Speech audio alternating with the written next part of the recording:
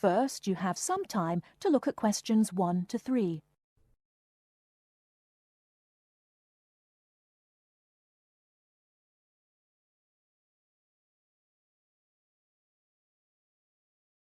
Now we shall begin. You should answer the questions as you listen, because you will not hear the recording a second time. Listen carefully and answer questions 1 to 3. Many of you already have a reasonably firm idea of the general subject area you wish to study. Others are more open and searching for ideas. Whatever your situation, I hope you find that we have a course that meets your needs. Our firm aim is to be a student-centred institution with a special emphasis on flexibility. This begins with our attitude to access. We judge people on their motivation and commitment to study as much as, if not more than, formal qualifications. This is reflected in the vitality and diversity of our student population. Some of our students come direct from sixth form or college. Before you hear the rest of the conversation, you have some time to look at questions 4 to 10.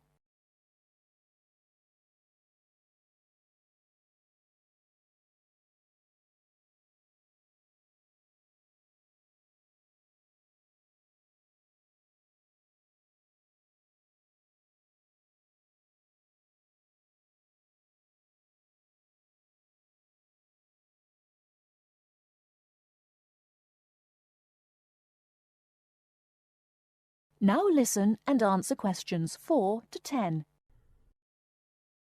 Others are coming into higher education after a short or long gap from formal education. Some are seeking a specific set of skills with a particular job or profession in mind. Others are retraining or studying to give their careers a new direction or dimension.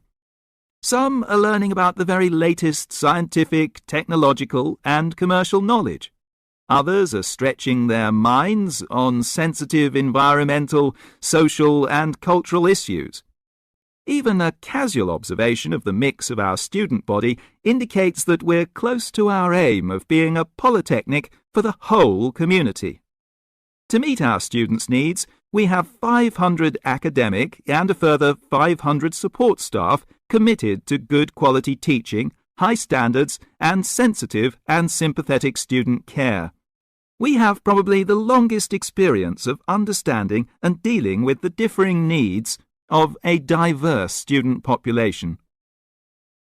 I hope you'll find a suitable course at the Polytechnic College. If you want to come to the college and we consider you suitable, we'll do our best to find you a place. And when you're here, we'll work hard to make your experience enjoyable, stimulating, and educationally rewarding. That is the end of part 1. You now have half a minute to check your answers.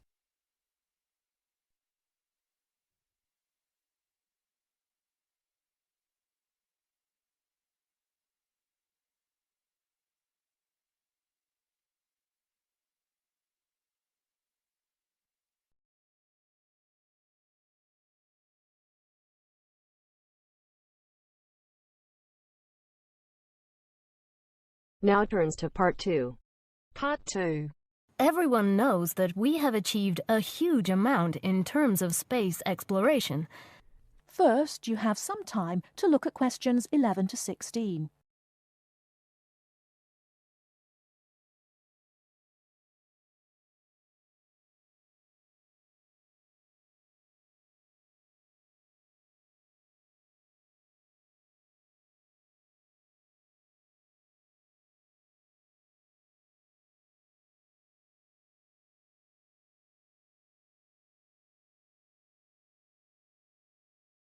Now, listen carefully and answer questions 11 to 16.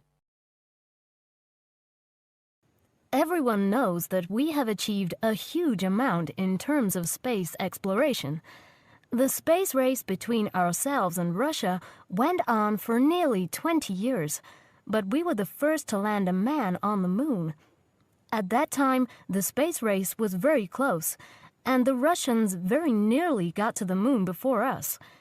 For me, the most exciting invention And the invention that really showed we were ahead in the space race was the reusable space shuttle. It was first successful in 1981 and has since been used on many missions. The reusable shuttle can carry astronauts on space missions and can serve as a laboratory in which to conduct experiments. It can be used to transport equipment to space stations or to collect or repair satellites. The shuttle carries between 5 and 7 crew members. When a mission is complete, the shuttle fires thrusters, which propel it back into the Earth's atmosphere. It then glides down to make its landing. Before you hear the rest of the talk, you have some time to look at questions 17 to 20.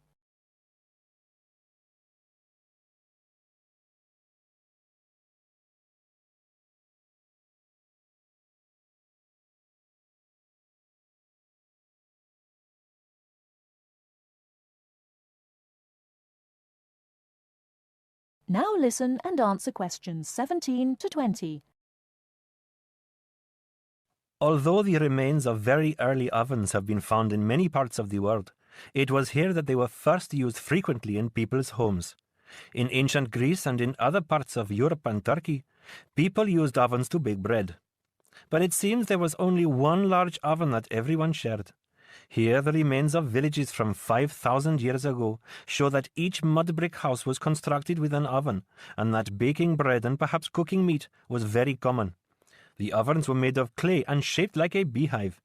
Inside they had shelves, so that a number of loaves could be cooked together, and an opening at the bottom from which ash could be removed. That is the end of part 2. You now have half a minute to check your answers.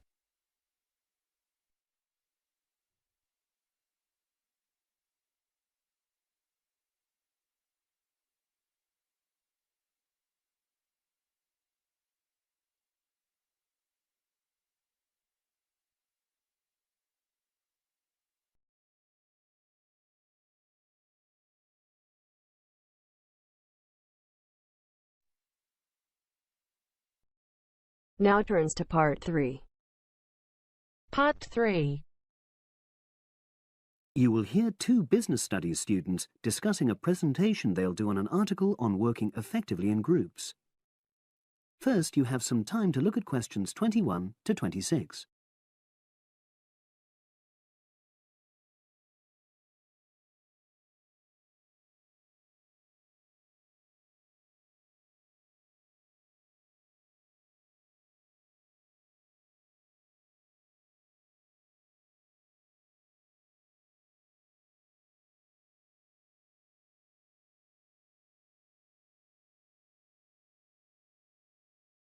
Now listen and answer questions 21 to 26. So, Brad, what did you think of the article on group work? Oh, hi, Helen. Yeah, it was pretty good, with helpful pieces of advice on how to make group work effective.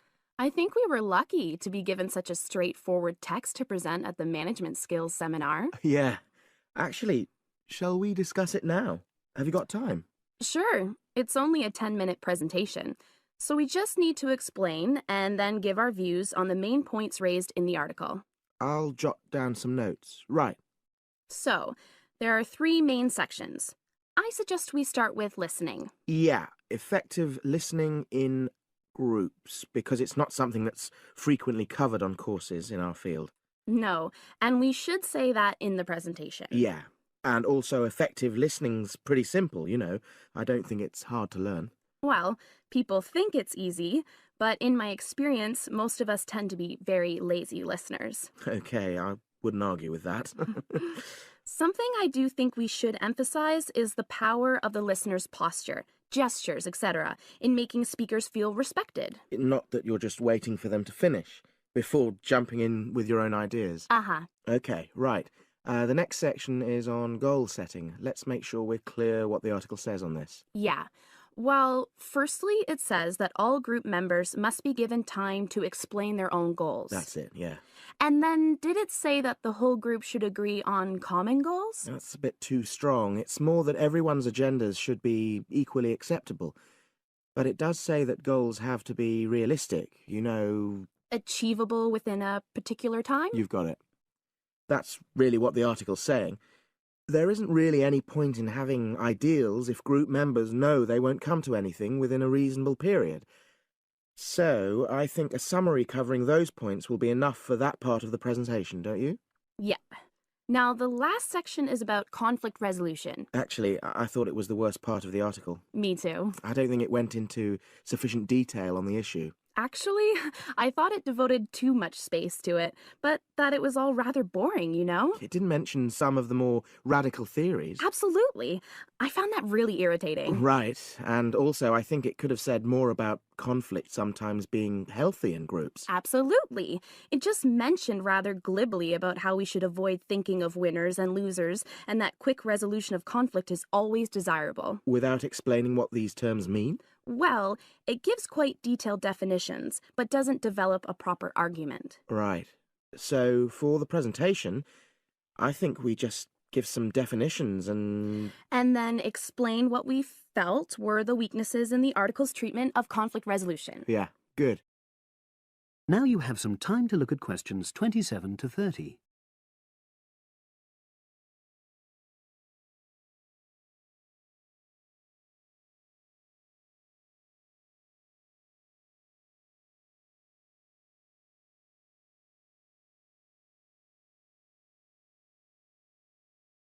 Now listen and answer questions 27 to 30.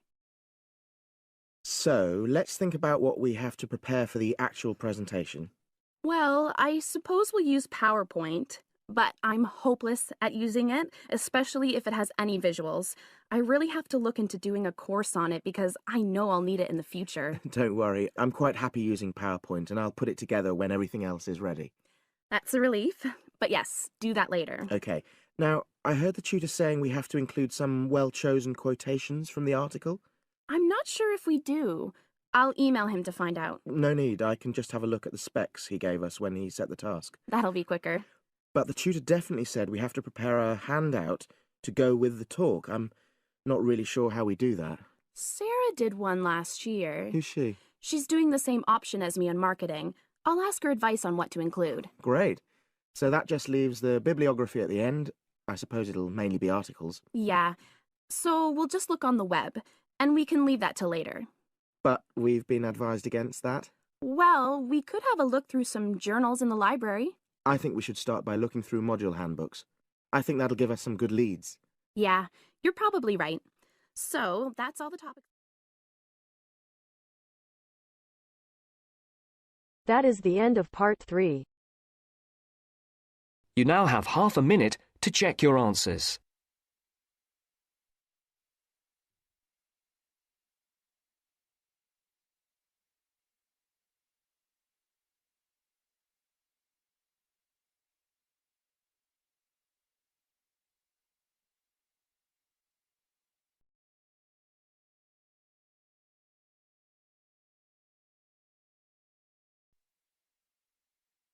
Now turns to part 4.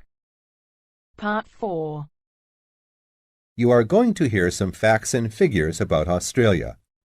First, you have some time to look at questions 31 to 40.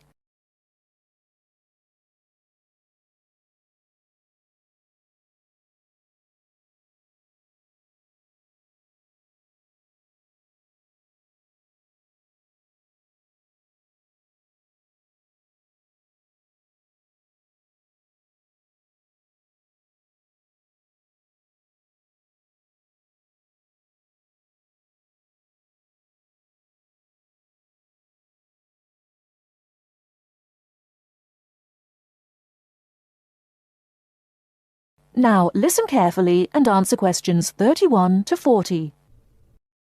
Now, I should tell you that the country of Australia is made up of 6 states and 2 territories. These are the Australian Capital Territory, New South Wales, the Northern Territory, Queensland, South Australia, Tasmania, Victoria, and Western Australia. The national capital is Canberra. Right, let's turn to the Australian economy. Australia has a prosperous Western-style capitalist economy. Australia is a major exporter of agricultural products, minerals, metals, and fossil fuels. Commodity prices have a big impact on the economy.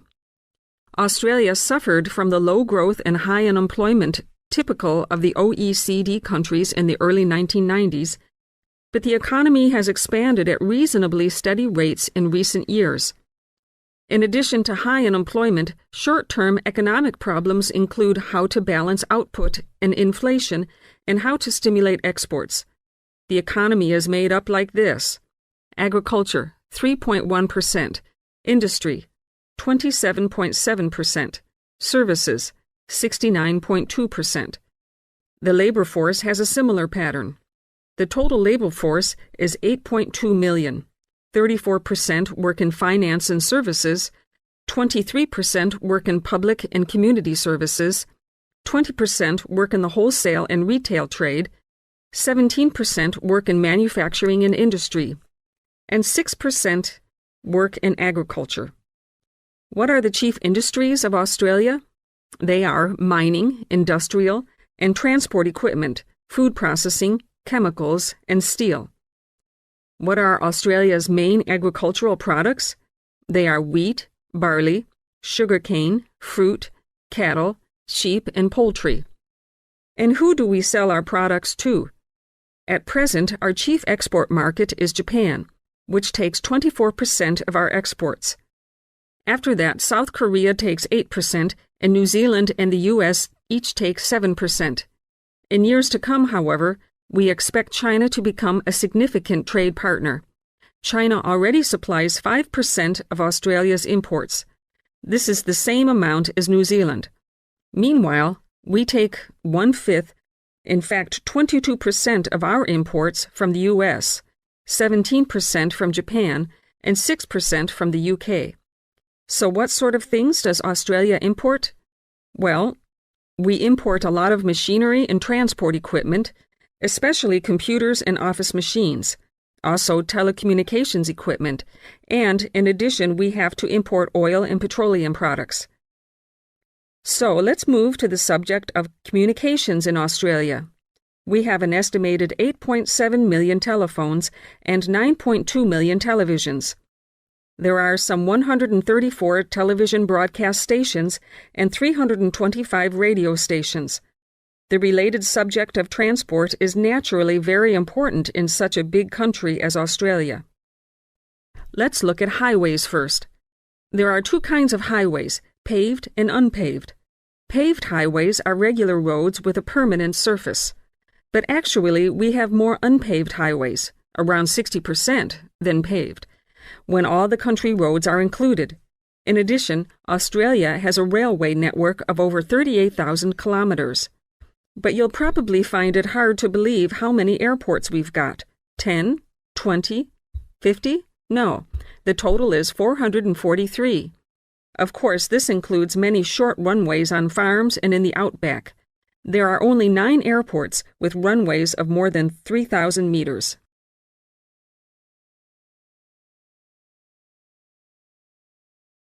That is the end of part 4. You now have half a minute to check your answers.